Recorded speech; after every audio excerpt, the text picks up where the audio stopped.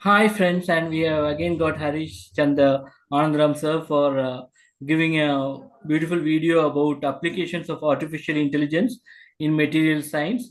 And this is going to be an insight for how AI is being used. Artificial intelligence, we all know that it's being in social media. It is deciding, the algorithm is deciding what video is going to be coming next based on the few inputs we give.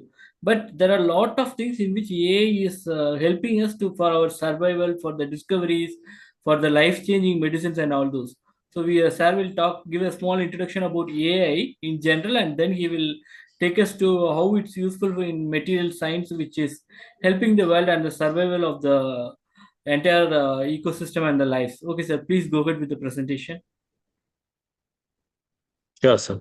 Thanks for the detailed introduction. And when I talk about the application of artificial intelligence in material science, you need to think about two aspects. One is the quantitative aspects, because artificial intelligence system require quantitation. And within artificial intelligence system, there are generative, explainable, and expandable parts of artificial intelligence. And the chat GPT, which many people work nowadays, is the generative based AI, which people talk about. There are explainable and expandable AI systems also. But for material science and relative aspects, you will be requiring the explainable and expandable AI also, apart from the generative AI. So, with respect to introduction, in the modern era, computational techniques are used in many fields, and material science also take use of the computational intelligence for optimization purpose. Optimization is a technique where it will be reformed within a particular scale. Suppose when you have a 100 pixel camera and when you have a 10 pixel camera, the image resolution will be completely different, but everyone cannot have an 100 pixel camera. So how to incorporate the specific image in this camera itself require optimization techniques. And in material discovery, apart from the traditional aspects, AI itself has parallel and simulated aspects to drive the relative data points. Like ChatGPT, how it gives you the relative data points based on the search it makes and gives you iterative and relative results. The same factor in material science discovery also people use it. As we can see, the cycle from empirical science to the accelerated discovery, it has evolved to a great level from 1600s to 2020s.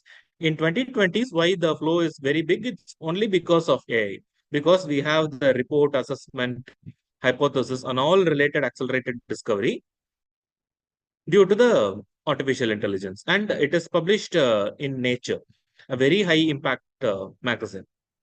And then the terminologies associated with the relative accelerated scientific methods are associated with the generative models, as I told you, the generative AI, and robotic labs, because precisely we can work on materials with robots only. With manual interpretation, the micro and nano scale based material extension is difficult. And then the pattern and anomaly detection with respect to the experimental insights. Many materials, as you can see, they have distinct patterns that is based on the artificial intelligent modules. And then the machine representation based on hypothesis, and the tool representation related to the knowledge gap filling, and the extraction related to the reasoning of scaling.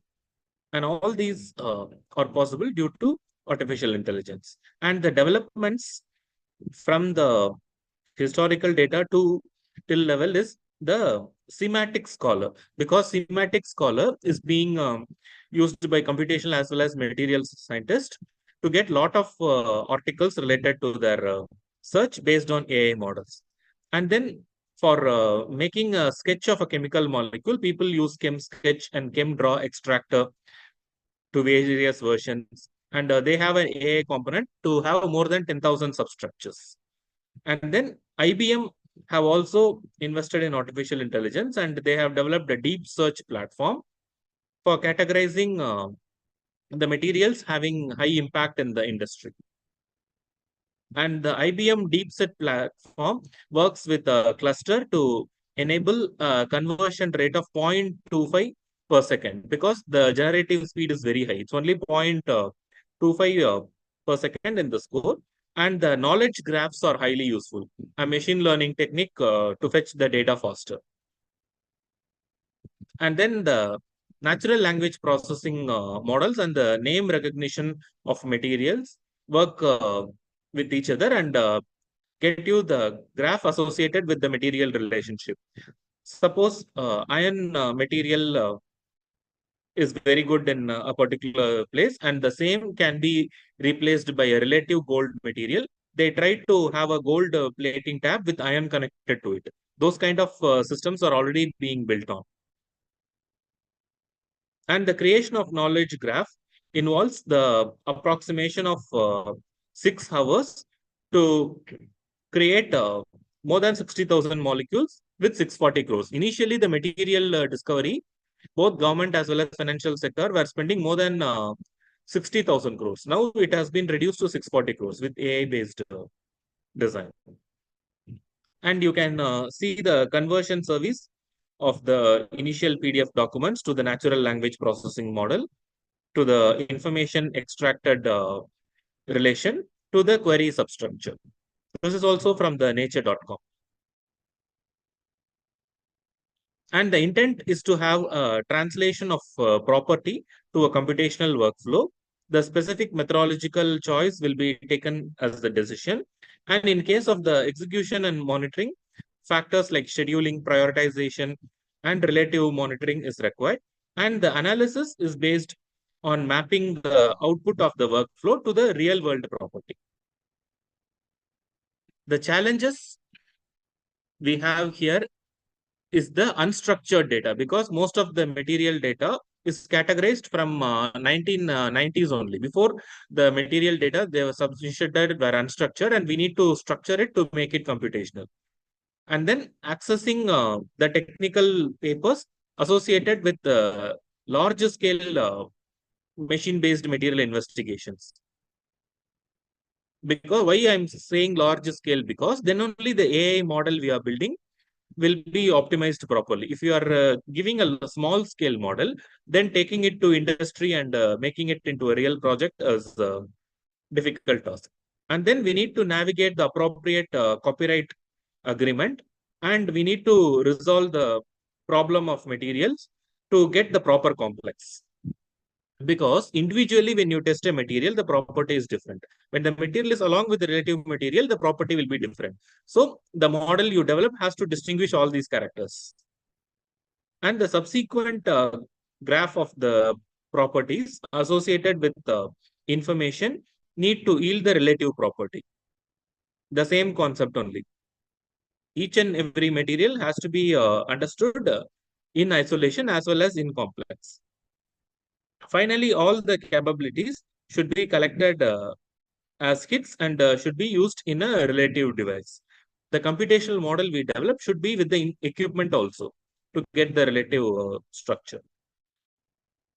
Though there are a lot of literature data, the patented materials which has come is relatively less, so that only they are employing AI and ML based techniques to limit the additional unwanted design to get the actual designed model. And the emerging area already enhanced the basic techniques of artificial neural network system, and now large language models are being used. In addition to quantum mechanics, advanced large language models are proving good result, because quantum mechanics, for understanding one hydrogen atom itself, it requires a lot of parameters. But large language models get those parameters within the system and get the relative modules. And these are some of the pictures taken from various papers. As you can see, the accuracy is highly increased by the machine learning models. It's about twofold. And you can see the encoding and decoding aspects do have improvement. This is from accelerated material and drug discovery from Nature. And then the molecular design problem is sorted out in a ease way. based on the cloud and edge-based perception. And then from the unstructured data to the structure material robotic chemistry, how the platform extends the model. And this is from PubChem database, how substructures are generated from the lead structures. And these are the key references which I have used. Okay, sir. Thank you very much for your wonderful time and great insight you gave about how AI is being used on the material science.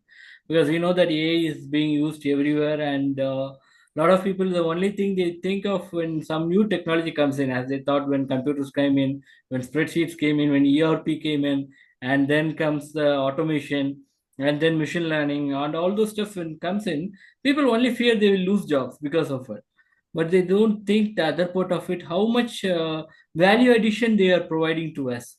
So if you, after listening to this video, people would be able to change their mindset and understand that AI is helping them in a lot of ways, because instead of having an inaccurate information and having manual errors, as you said rightly, machine learning helps in, and automated robotic activities are much error free than a manual human activity, so that in life saving drugs and discoveries it's being a huge helpful. Definitely, sir. Like working manually in nanomolar and concentrations less than nanomolar are relatively tough. Yes, so So we need robots to do it. so there are places where robots are helping us to find out new things for the survival of the life in the earth as well. And thank you, Mr. for your insight. And people who are listening to this on YouTube, if you want to listen this as a podcast when you're doing some other work like cooking or your home activities, or you are at gym, and when you are traveling, when someone else is driving, don't mix some other activity with driving, because that's something which is life risky. So when you are on a pallion seat, or on the, when someone else is driving, you can use the podcast link to listen to this if you are busy at this point of time. And I will suggest people listening to podcast to click on the YouTube channel link and watch this video, so that you can look at the screens as well. Sarah has prepared some very beautiful PPTs for this, and also Sarah is giving us a free ebook as a free takeaway from for those who are viewing this video in our channel. And I will give Sarah's WhatsApp number on that. So no calls, please, because you shouldn't disturb Sarah on his busy schedule. If you have any questions, you can type it on the comment box. As Sarah said that he will come again for the videos as well. Yeah, I could be able to make a separate video on your Q&As as well. Else, if time is not possible, I will check with Sarah and reply to you, or Sarah itself will maybe, if he has time, could reply to your queries. And another one thing is like people who are texting Sarah on WhatsApp, please don't send unwanted forwards and others. Please be up to the point about your career or something related to biotechnology. Sarah will be able to help you out on that.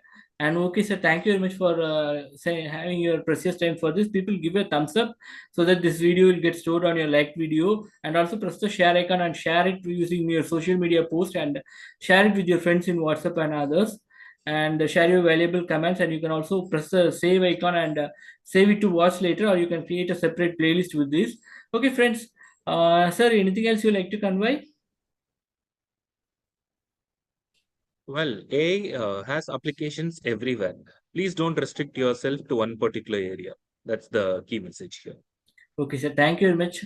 And it's time to say bye to all our viewers, and to special thanks and bye to sir as well. Bye bye. Bye bye. Thank you.